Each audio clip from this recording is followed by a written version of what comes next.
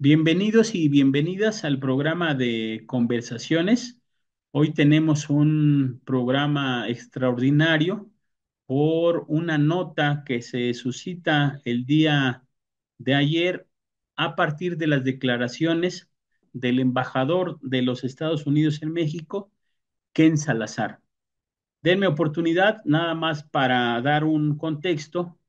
Recuerdan ustedes que en el mes de septiembre, luego de las críticas a la reforma al Poder Judicial por parte de este embajador, López Obrador declara una pausa diplomática. En octubre, luego de que accede al poder la actual presidenta Claudia Sheinbaum Pardo, no tiene mayor relevancia la presencia de este embajador en México. Y finalmente, luego de la aplastante victoria de Donald Trump del Partido Republicano, se espera que el representante de la Casa Blanca, en este caso hoy gobernada por el Partido Demócrata, pues termine también de retirarse en cuanto lo solicite el nuevo gobierno de los Estados Unidos, ¿no? Bueno, en este contexto, en plena recta final de su gestión como embajador en México, Ken Salazar de repente decide no guardarse, entiendo sus críticas, sus sentimientos, y entre otras declaraciones establece el enunciado: México no es seguro. La austeridad republicana puede dejar la seguridad peor de lo que está. Y también la estrategia de abrazos, no balazos, no funciona. Hoy hay también una nota diplomática que manda la Cancillería mexicana a los Estados Unidos para pedir, obviamente, una aclaración al respecto, pero habría que considerar, entre otras, las declaraciones que establece el señor, que a mi parecer había sido un personaje discreto y que hoy rompe con ese protocolo, con todas formas de carácter diplomático. Digo, Estados Unidos también es que no siempre con respecto a México y en América Latina se ha comportado de manera conveniente a los esquemas, a las formas diplomáticas, pero bueno, sí, a mi parecer ha sido un exabrupto que pinta completamente a este señor, a Ken Salazar, y al mismo tiempo quizá lo que son los intereses verdaderos de los Estados Unidos en México, ¿no? Habla en algún momento Ken Salazar de esta manera: se lo comuniqué muy bien y muy claramente al presidente anterior. Por otra parte, cierra con millones de dólares para ayudar a México en seguridad, pero lo pausaron, lo pararon, lo detuvieron. Bueno, yo podría hacer de estas declaraciones incluso una editorial, pero más bien este es el ejercicio que les pido que hagan ustedes. El compañero Fernando Aguilar estará empezando, nos dará también una introducción respecto también a otros embajadores, y continuará, digamos, en esta charla la compañera Silvia Mariñel Arena, y bueno, estaremos ahí intercambiando el micrófono, ¿no? Gracias, Juan. Buenas noches a todas y a todos. Quizá yo lo primero que haría es tratar de contextualizar el tipo de relación que tenemos con el país del norte, ¿no? Voy a decir lo obvio, pero tenemos una historia que está ligada desde nuestros orígenes y desafortunadamente en esa historia que tenemos vinculada desde nuestros orígenes, pues la presencia de los embajadores de Estados Unidos en nuestro país ha estado de manera permanente. A mí me parece que en principio no tendría que sorprendernos lo que acabas de narrarnos, perdón, profesor, porque los embajadores siempre han sido el instrumento del gobierno norteamericano. Me permití hacer una revisión muy rápida de los momentos, digamos, históricos en donde ha habido una intervención de Estados Unidos. Simplemente pensar desde los inicios de nuestra historia como país independiente en 1810, cuando se detona el proceso independentista. Ya Estados Unidos, aunque no formalmente tiene el nombre de embajador, hay un representante diplomático, ¿no? William Scheller, que evidentemente va a comenzar a jugar el juego de la política para saber si apoya o no la independencia de nuestro país. Pero pensemos, por ejemplo, en 1836, en la independencia de Texas, el movimiento que va a ser casi como el paso previo a la pérdida de la mitad de nuestro territorio, ¿no? Ahí en ese entonces el embajador Powhatan Ellis evidentemente opera para que esa independencia se acelere más pronto, ¿no? Y luego de ahí, en muy pocos años, ¿no? Esa cicatriz que tenemos históricamente, la pérdida de la mitad del territorio en la guerra que concluye en 1848, ahí el embajador Nathan Clifford, evidentemente al concluir los tratados que pues nos quitan la mitad de el país, juega también un papel importante. Y qué decir, por ejemplo, también del proceso de guerra de reforma, ya como un país formalmente independiente y, bueno, saldadas las heridas de esa pérdida del territorio, este embajador Alfred Mordesi juega también un poco en la balanza en el momento en que la guerra de reforma está en su apogeo, pues, ¿no? Y quizá el que es más conocido, ¿no? En la historia en general por los mexicanos, el asesinato del presidente Madero en 1813, sabemos que Henry Lane Wilson metió completamente la mano, de hecho, él orquestó esa tragedia, ¿no?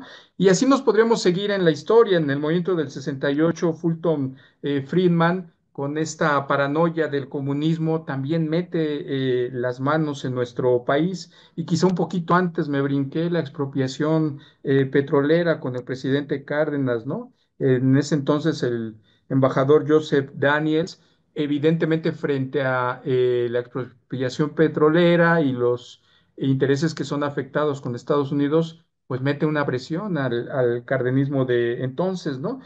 Ya más en la historia reciente, bueno, si uno recuerda el fraude de 1988, en donde es impuesto el salinismo, Jeffrey Davidow juega también un papel importante. Y finalmente, en la historia más reciente, pues el Plan Mérida, ¿no? Ese intento de imposición del control de lo que después el propio Calderón llamará la guerra contra las drogas. Carlos Pascual fue un embajador que estuvo ahí presente. Sí, cierro hasta aquí una idea.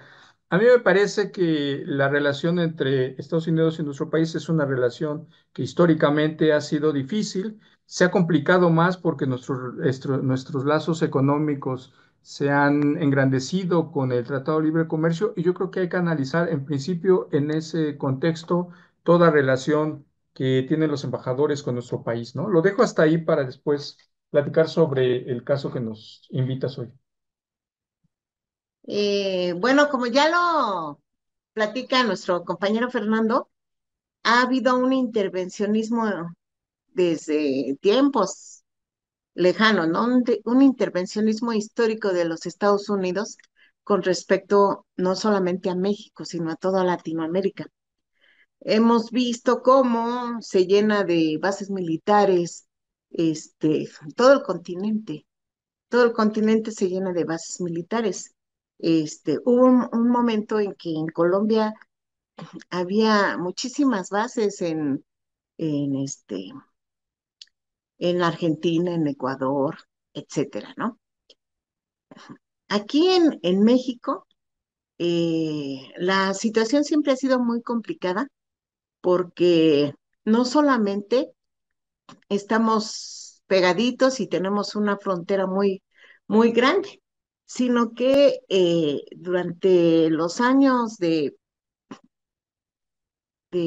gobiernos priistas, sobre todo los neoliberales y los panistas, se ha dado un entreguismo, ¿no? De la soberanía nacional, porque pues a esos gobiernos solamente les interesaba hacer negocios, no tenían ellos intención de estar defendiendo la soberanía nacional, ni les interesaba nada, solamente querían manga ancha para hacer ricos a sus cercanos.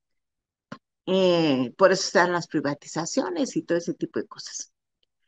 Cuando llega López Obrador hay un cambio porque ya no se les permite, por ejemplo, que la DEA ande como Juan por su casa por todo el país, ¿no? Ya no tienen ese paso libre ni esa libertad de acción. Y entonces, se le complica a la Embajada de Estados Unidos la relación con López Obrador precisamente porque constantemente todos sus intentos por estar interviniendo son parados por López Obrador. Entonces, Ken Salazar intentó varias veces, o sea, no solamente cuando la reforma judicial, cuando se hizo la reforma a la industria eléctrica también trató de intervenir y se pone a opinar como libremente. Sin embargo, ahora las cosas ya no son iguales que antes. Eh, Anteriormente, Peña Nieto, Calderón sobre todo, casi casi le entregan toda la cuestión de la seguridad y ellos imponen la guerra contra el narcotráfico a través de Calderón, el operativo Rápido y Furioso, por ejemplo, ¿no? La cuestión de que los marines de Estados Unidos entrenaban a las Fuerzas Armadas mexicanas, ¿no? Bueno, también esto ha sido, digamos que histórico en América Latina, muchos generales y muchos militares y generales de la naval y todo eso se han preparado en la Escuela de las Américas en Estados Unidos, de tal manera que Estados Unidos tiene una red muy grande de gente que son, digamos, sus agentes, ¿no? No es que se vayan a entrenar allá, a preparar, sino que llegan a sus países a implementar políticas contrarias. Recuerdo muy bien que el general del ejército que traicionó a Evo Morales, pues él había sido entrenado en la Escuela de las Américas y después de que llevaron a cabo el golpe, pues le dieron asilo allá y él mismo declaró que le habían pagado millones de dólares, ¿no? Entonces, esa red que tiene en México se rompe cuando entra López Obrador y empieza a poner orden. Eh, y ahora con Claudia, esta cuestión de defender la soberanía, pues sigue siendo una política.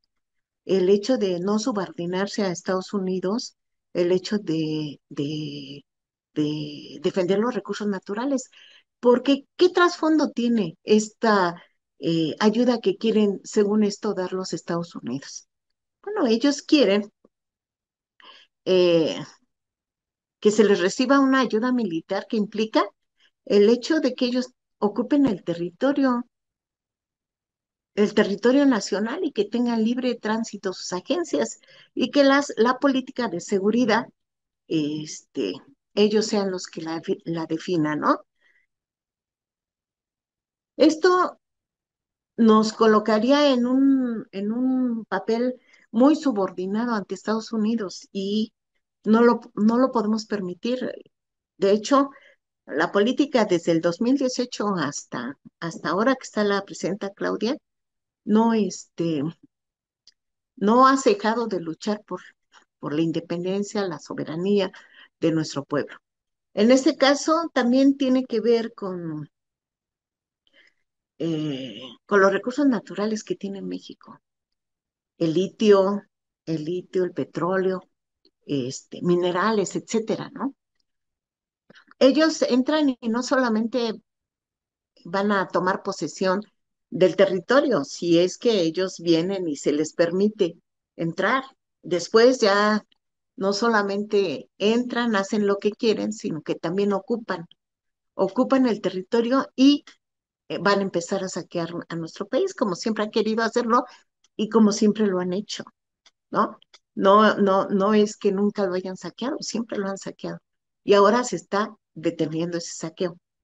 Bueno, Ken Salazar dice que no se recibieron 32 millones de dólares que iban a ser utilizados para el beneficio del pueblo de México. Pero todos sabemos que la ayuda militar no es en beneficio del pueblo de México.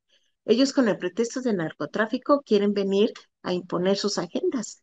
Eh, la presidenta ha respondido muy bien, ha hecho muy bien en no permitir que Ken Salazar pueda venir a hablar y criticar libremente, como lo hacía en otras ocasiones.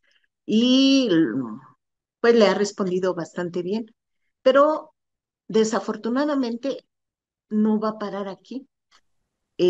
Van a seguir las presiones con Ken Salazar o con cualquier otro embajador que manden, porque para eso los mandan aquí, ese tipo de personajes que vienen representando no tanto al presidente en turno, sino a los grupos poderosísimos económicos que intervienen en todo el mundo, los que mandan realmente en Estados Unidos, ¿no? Y, y sus intereses son los mismos, el saqueo, los minerales, y no les importa iniciar guerras, hacer o apoyar genocidios, ¿no? Entonces, sí es difícil ahorita que México tiene un papel importante como un ejemplo de América Latina, eh, con respecto a los avances que ha habido en México. Ahora cuando se recupera o se va a recuperar el Poder Judicial para los mexicanos, eh, las presiones han sido muchísimas, pero van a seguir.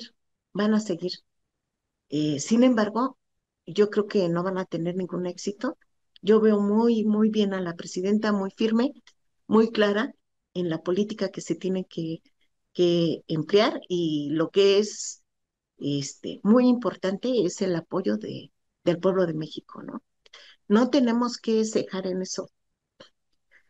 Otra cosa, que también es muy importante es que el PAN, principalmente, partido de derecha, haciendo honor a su tradición de vendepatrias, está en una campaña muy, muy, muy grande a través de los medios de comunicación, en donde ellos están pidiendo la intervención de Estados Unidos. Quiere que se denomine a los cárteles del narcotráfico como narcoterroristas, para que Estados Unidos pueda, sin más trámite, llegar y entrar y perseguirlos e intervenir en nuestro país. Tenemos que estar alertas y tenemos que estar apoyando a nuestra presidenta y preparados, porque si ven que hay desunión o que su campaña realmente prende, este, aprovechan cualquier resquicio, ¿no? Entonces, sí, obviamente hay que estar aclarando siempre a todos los que estén a nuestro alrededor cómo están las cosas. Hay que informarse, y hay que hacer una labor importante. No hay que dejar solo a nuestro gobierno. Nuestra presidenta, además quieren hacerla parecer como una presidenta débil a la cual la maneja López Obrador, y y también la están probando, ¿no? Y están presionándola. Van a seguir las presiones, pero nosotros vamos a salir adelante porque tenemos un pueblo muy consciente y que ahorita está alerta. Muchas gracias por sus comentarios. Vamos entonces a hacer ya la intervención de cierre. ¿Quién gusta empezar? Yo creo que habría que pensar las declaraciones de este embajador. Yo al menos las pensaría como en dos planos, en dos ejes, ¿no? Uno podría preguntarse en términos individuales de esta persona por qué hizo esas declaraciones, ¿no? En principio, ¿qué necesidad de hacerlas? Si es un embajador que está por salir, tenemos ya un presidente electo que seguramente no lo va a ratificar, ¿no?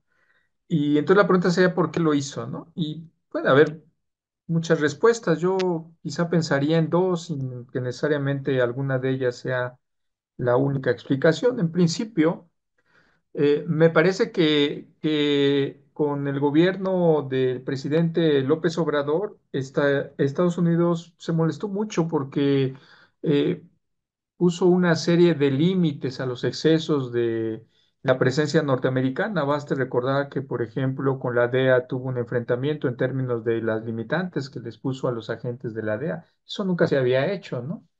Y entonces me parece que hay ciertos actores políticos en Estados Unidos que evidentemente están molestos con el expresidente.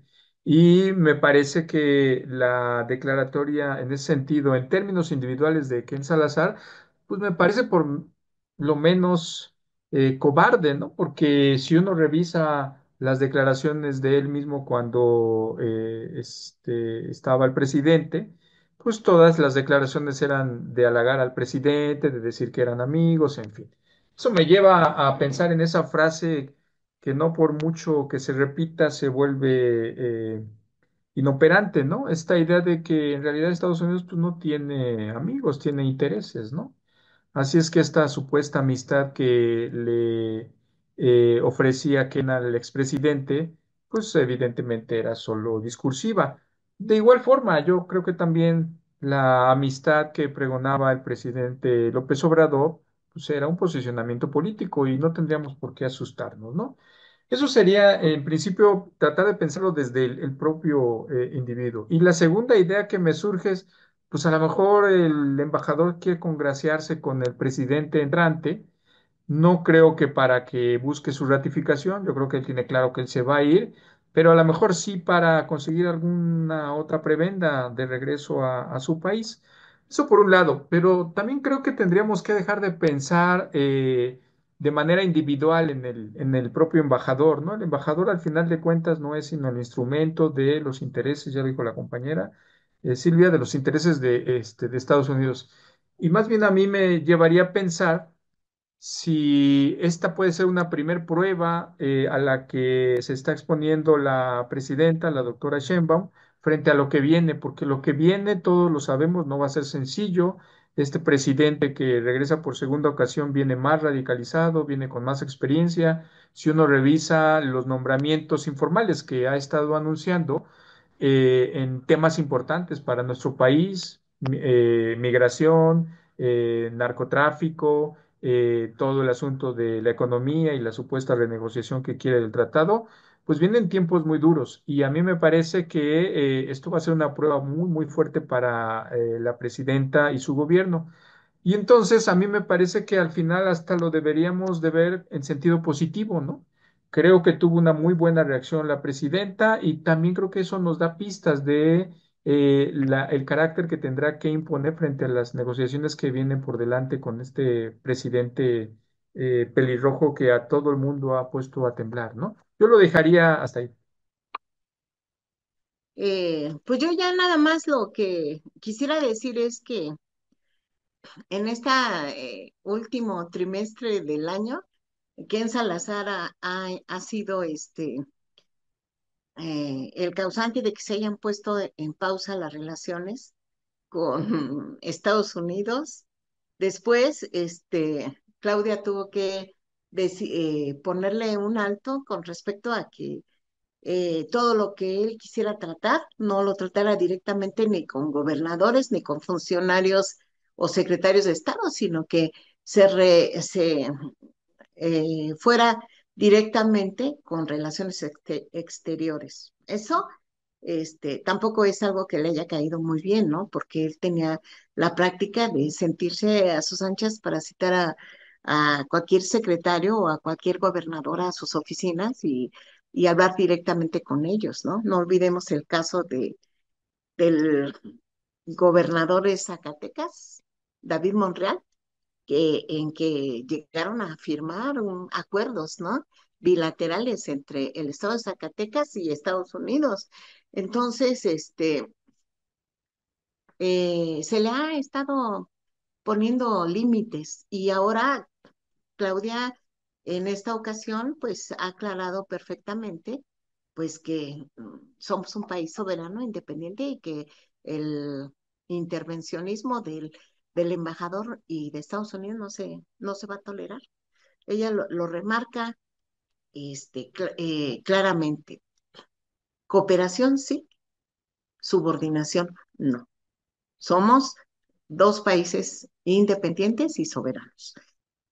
Muchas gracias por sus intervenciones, Fernando Aguilar, Silvia Marín Arena, me parecen muy interesantes, muy apropiadas en el contexto que estamos ahora apreciando de cambio de gobierno también en los Estados Unidos y recientemente el nuestro, porque tampoco es que haya pasado mucho tiempo, apenas vamos para 2 meses de gobierno de la doctora Sheinbaum, ¿no? Bueno, pues agradecemos también a quienes nos han estado acompañando en distintos momentos del día, de la noche, por el tiempo que están también tomando para escucharnos. Les agradecemos su atención, sus comentarios y el famoso like en esta plataforma. Hasta pronto.